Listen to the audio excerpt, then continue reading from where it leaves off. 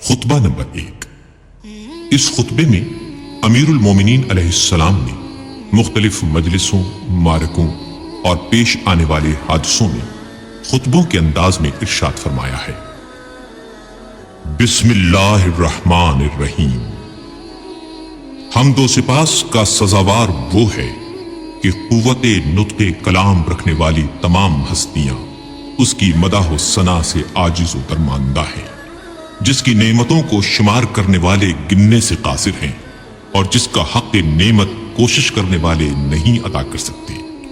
وہ خدا کہ جس کی حقیقت بلند ہمتوں کے ادراک سے ماورا ہے، جس تک فکر کی گہرائیاں پہنچنے سے قاصر ہیں، جس کے صفات کی کوئی حد نہیں، نہ کوئی ایسی نعمت ہے جو صفات خداوندی کا بیان کر سکے، نہ کوئی ایسا وقت جس کا شمار ممکن ہو، نہ کوئی ایسی مدت دراز جو منتہی ہو۔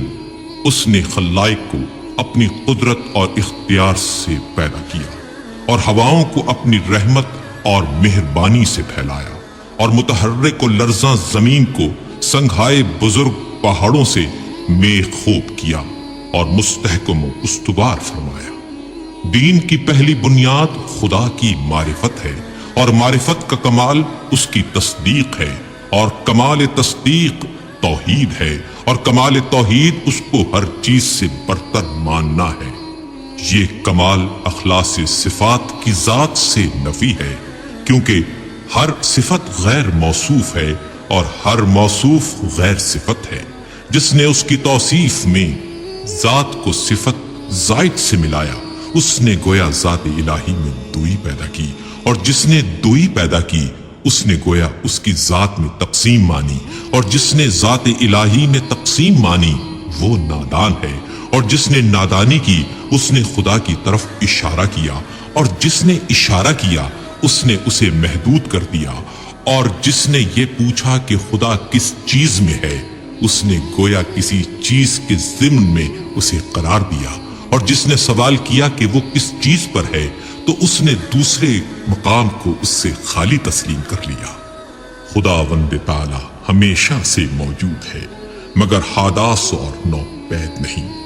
وہ موجود ہے مگر اس کی ہستی عدم و نیستی کے بعد نہیں۔ وہ ہر چیز کے ساتھ ہے لیکن بطور ہمسر نہیں۔ وہ ہر چیز سے الگ ہے لیکن اس سے کنارہ کش نہیں۔ وہ ہر چیز کا فاعل ہے لیکن اس کا فعل حرکات اور آلات کا نتیجہ نہیں۔ وہ بصیر ہے، جب اس کی مخلوق نہ تھی وہ منفرد ہے، کیونکہ اس کا کوئی ایسا ساتھی نہیں جس سے وہ اپنا جی بہلائے اور جس کے نہ ہونے سے اسے الجھن ہو۔ اس نے دنیا کو پیدا کیا اور پہلے پہل بنایا، بغیر اس کے کہ فکر کو کام میں لاتا یا تجربے سے فائدہ اٹھاتا، اور نہ اپنے نفس میں کوئی حرکت پیدا کی، نہ پہلے سے کوئی اہتمام کیا کہ جس کے لیے بے چین ہوا ہو۔ وہ چیزوں کو ٹھیک وقت پر عدم و نیستی سے وجود کی طرف لایا، اور گوناگون چیزوں میں موافقت اور سازگاری پیدا کی، اور ہر چیز کو اس کی طبیعت اور مزاج عطا کیا، اور ان طباع کے لیے شکل و صورت معین کی۔ وہ ان کی ابتدا اور آغاز سے پہلے ان سے واقف تھا۔ اس کا علم ان کے حدود اور انتہا کو محیط تھا، ان کی حالت اور پوشیدہ کیفیت سے آشنا تھا۔ پھر خدائے بزرگ و برتر نے زمین و آسمان کے درمیان اور جوا، فضا و اطراف اور شگوفوں میں شگاف اور آسمان سے دھلی ہوئی ہوا پیدا کی۔ اس جوا فضا میں متلاطم پانی جاری کیا جس کی موجیں بڑھ بڑھ کر بلند ہو رہی تھیں۔ اس پانی کو باد تند کی پیٹھ پر سوار کیا جو ہر چیز کو متزلزل کیے دیتی تھی۔ ہوا کو حکم دیا کہ وہ پانی کو گرنے سے روکے اور اسے پانی کے زور پر مسلط کر دیا، اور اسی ہوا سے پانی کی حد بندی کر دی۔ ہوا کا دامن دور تک پھیلایا تھا اور پانی اس کے اوپر اچھل رہا تھا۔ پھر خدا نے ایک ایسی ہوا چلائی جو خشک تھی اور اسے پانی کے ساتھ ساتھ کر دیا۔ اس کی رفتار بہت تیز تھی خدا نے ہوا کو حکم دیا کہ اس پانی کو حرکت دیتی رہے اور موجوں کو ابھار کر اوپر کی طرف پھینک دے۔ ہوا نے اس پانی کو اس طرح متھا جیسے مشق میں دودھ متھا جاتا ہے، اور یوں یہ پانی کے نچلے حصے کو اوپر کی طرف پلٹانے لگی اور ساکن کو متحرک سے ملانے لگی، یہاں تک کہ پانی کی چوٹی بلند ہو گئی اور تہ بتہ پانی پر پھبن اٹھایا، اور پھر اس پانی کو شگاف دی ہوئی اور کشادہ فضا میں بلند کیا، جس سے 7 آسمان بنائے۔ آسمان زیریں کو ایک جمی ہوئی اور رکی ہوئی موج قرار دیا، اور آسمان بالا کو ایک محفوظ چھت اور بنائے مرفوع بنا دیا۔ آسمان کو بغیر کسی ستون کے روکے اور بغیر میخ کے اپنی جگہ پر قائم رکھا۔ پھر خدائے بزرگ و برتر نے اس آسمان کو چمکتے ہوئے ستاروں اور دمکتے ہوئے تاروں سے مزین کیا، اور اس میں چراغ نور افشاں یعنی خورشید و ماہ درخشاں کو رواں دواں کیا۔ یہ ساری چیزیں گھومتے ہوئے آسمان، رواں دواں چھت اور لوح متحرک میں تھی۔ پھر خدا نے بلند آسمانوں کے بیچ میں شگاف دیا اور ان خلاؤں کو فرشتوں کی مختلف قسموں سے پر کر دیا۔ ان فرشتوں میں کچھ حالت سجدہ میں ہیں، رکوع نہیں کرتے، کچھ مصروف رکوع ہیں اور کھڑے نہیں ہوتے۔ ان میں ایک گروہ صف بستہ کھڑا ہے جو اپنی جگہ سے ہلتا تک نہیں۔ کچھ وہ فرشتے ہیں کہ تسبیح خوانی میں مصروف ہیں مگر ذرا نہیں تھکتے۔ یہ تمام ملائکہ ایسی غیر مادی ہستیاں ہیں کہ ان پر آنکھوں کی نہ نیند چھاتی ہے، نہ عقلوں کی بھول چوک کا غلبہ ہوتا ہے، نہ بدنوں کی سستی طاری ہوتی ہے، نہ بھول چوک کی غفلت کا اثر طاری ہوتا ہے۔ انہی فرشتوں میں ایک قسم کے وہ ہیں جو خداوند متعال کی وحی کے امین ہیں، اس کے پیغمبروں اور رسولوں کے پاس پیامبر بن کر اور احکام و فرامین الہی لے کر آتے جاتے ہیں۔ انہی میں ایک قسم ان فرشتوں کی بھی ہے جو اس کے بندوں کے نگہبان اور اس کی جنتوں کے دربان ہیں۔ ان میں بعض ایسے فرشتے ہیں کہ جن کے قدم زمین کے طبقات زیریں میں گڑے ہوئے اور گردنیں بلند و بالا آسمان سے نکلی ہوئی، اور ان کے اجسام اطراف عالم سے نکلے ہوئے ہیں، اور عرش الہی کے پیالے سے ان کے کاندھے ملے ہوئے ہیں، اور ہیبت و عظمت انوار الہی سے ان کی نگاہیں جھکی ہوئی ہیں، اور عرش کے نیچے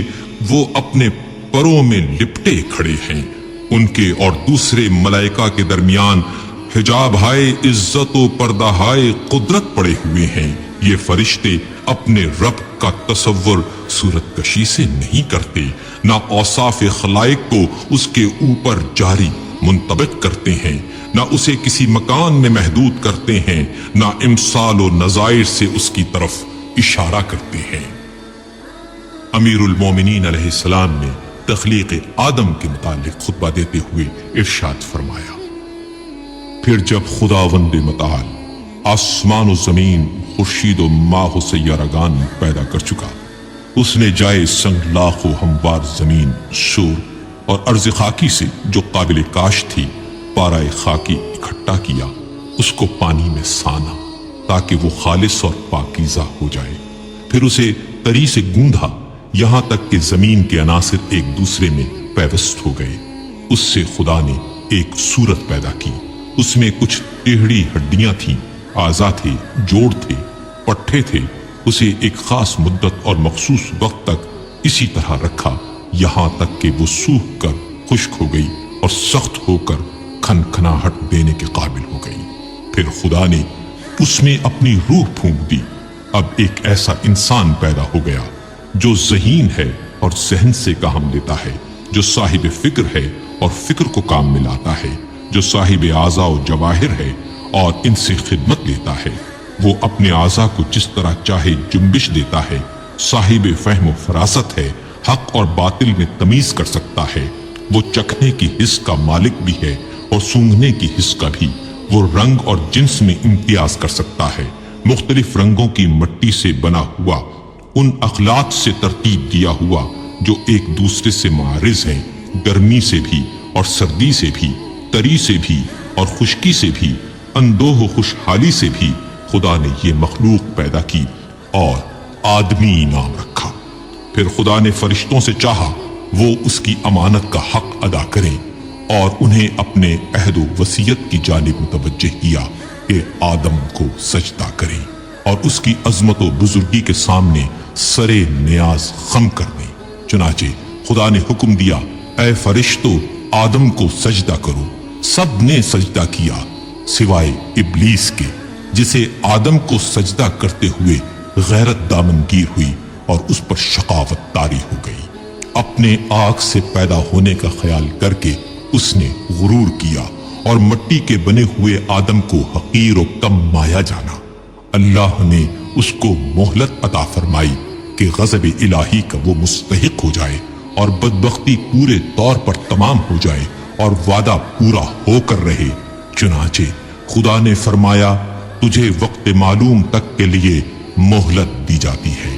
پھر خدا نے آدم کو ایسے مکان میں رکھا جس میں زندگی کی ہر آسائش مہیا تھی، اور یہاں وہ بڑی عافیت اور امن سے تھا۔ نیز شیطان اور اس کی دشمنی سے ہوشیار اور چوکنا رہنے کی تاکید بھی کی،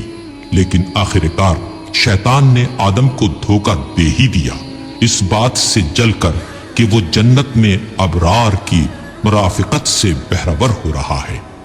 چنانچہ آدم نے یقین کا شک سے اور عزمیت کا کمزوری سے سودا کر لیا، اور مسرت کو خوف سے اور فریب خردگی کو شرمندگی سے بدل ڈالا۔ پھر اللہ سبحانہ و تعالی نے اس کی توبہ قبول کر لی اور اپنے کلمہ رحمت سے اسے نوازا، اس سے جنت میں پھر بلا لینے کا وعدہ کیا، پھر اسے دار البلا میں اتارا جو تولد و تناسل کی دنیا ہے۔ آدم جب دنیا میں آئے اور تولد و تناسل کا سلسلہ شروع ہوا اور ان کی اولاد بڑھی اور پھیلی، تب اللہ نے آدم کی اولاد سے نبی منتخب کیے اور ان سے بندگان الہی تک وحی خداوندی پہنچانے کا عہد لیا اور تبلیغ رسالت کا انہیں امین بنایا، جبکہ بہت سے خدا کے بندوں نے پیمان الست فراموش کر لیا تھا